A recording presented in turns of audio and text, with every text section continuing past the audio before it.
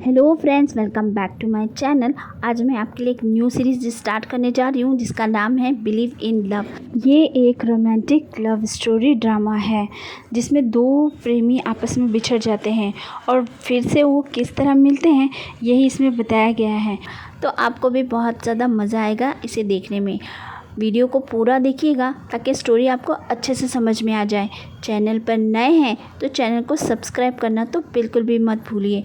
तो शुरू करते हैं। तो अब आपको मैं पहले बता दूं कि ये है हमारी मेन हीरोइन जो एक पेड़ की फेरी है और इसका नाम जाओमिन है।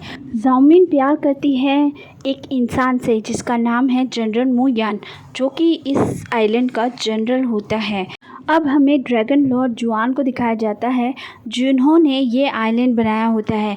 यहाँ पर जितनी भी हरियाली होती है इनकी वजह से ही होती है, इसलिए वो नहीं चाहते हैं कि यहाँ पर कोई भी गलत बात हो जिसकी वजह से उनका आइलैंड बर्बाद हो जाए। इसीलिए वो मोयान को मार देना चाहते थे क्योंकि वो ट्री फेरी के प्यार में पड़ गया था। हुजून आइलैंड वो था जहाँ पर इंसान और परियां साथ में रहा करते थे, इसलिए वो इस वातावरण को ख़राब नहीं करना चाहते थे। वो एक जादुई तलवार लेकर आते हैं और मुयान के सीने में घुसा देते हैं और बोलते हैं कि तुम्हारी वजह से ही सब खराब हुआ है, तो तुम्हारी आत्मा को ही नष्ट कर दूंगा ताकि तुम दोबारा जन्म ही ना ले सको और ये सब चीज़ दोबारा हो ही नहीं। ड्रैगन लॉर्ड ने जाओमिन को एक घेरे में बंद कर रखा था। वो वहाँ से चिल्ला रही होती है कि ऐसा मत करो, उसे मत मारो, लेकिन ड्रैगन लॉर्ड कुछ नहीं सुन रहा होता है और वो उसे मारने की पूरी कोशिश कर रहा होता है।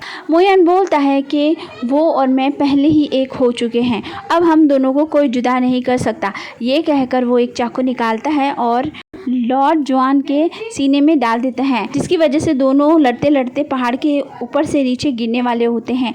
जाओमिन जो है अपनी पूरी ताकत लगाती है, उस घेरे को तोड़ देती है और नीचे कूद जाती है। वो मोयान को लेकर ऊपर आ जाती है और उसे उठाने की कोशिश करती है। मोयान को होश आता है तो वो कहता है तुम्हारे साथ बिताया हुआ हर पल मुझे बहुत अच्छे से याद है और वो सब कुछ मेरी ज़िंदगी का सबसे खूबसूरत लम्हे थे, लेकिन अब मैं तुम्हें दोबारा नहीं मिल सकता, मैं फिर से जन्म नहीं ले सकता। और ये कहकर वो मर जाता है, लेकिन जाओमिन जो होती है इस बात के लिए तैयार नहीं होती है। वो कहती है कि ऐसा कभी नहीं होगा। वो अपनी आत्मा को निकालती है और मोयान के आत्मा के साथ में मिला देती है।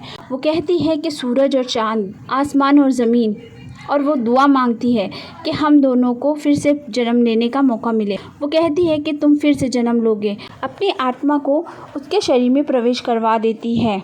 आगे हमें दिखाते हैं कि आगे जाओमिन का शरीर अपने आप बिखरना शुरू हो जाता है, तो वो बोलती है कि याद रखना। वो कहती है कि मोयान वादा करो मुझसे, तुम फिर से जन्म लोगे और मुझसे मिलोगे और मुझसे शादी भी करोगे।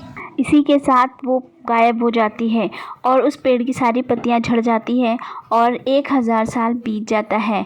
अब हमें दिखाते हैं कि हुजून आइलैंड जो है बहुत ही ज़्यादा फेमस हो चुका है और अपने खाने के लिए बहुत ही ज़्यादा मशहूर है। दूर दूर से यहाँ पर काफ़ी लोग आकर बस चुके होते हैं और ये एक टूरिस्ट प्लेस भी बन गया होता है। यहाँ की पहाड़ नज़ारे सब लोगों को बहुत लुभाते हैं, इसलिए दूर दूर से लोग यहाँ पर आते हैं।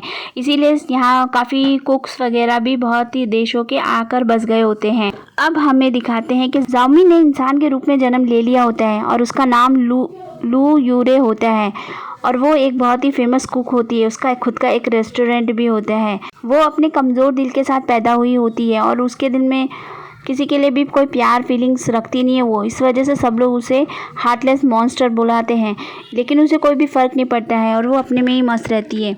लेकिन कुछ दिनों से वो बहुत ही ज़्यादा परेशान चल रही होती है और सीन यहीं पे कट हो जाता है। आगे हमें हुजून पवेलियन दिखाया जाता है जहाँ पर कमरे के अंदर कोई बातें कर रहे होते हैं। बाहर सारे लोग खड़े हुए होते हैं, अंदर से अलग अलग तरह की आवाज़ें आ रही होती है। सारे लोग सोच रहे होते हैं कि आखिर ये बात क्या हो रही है।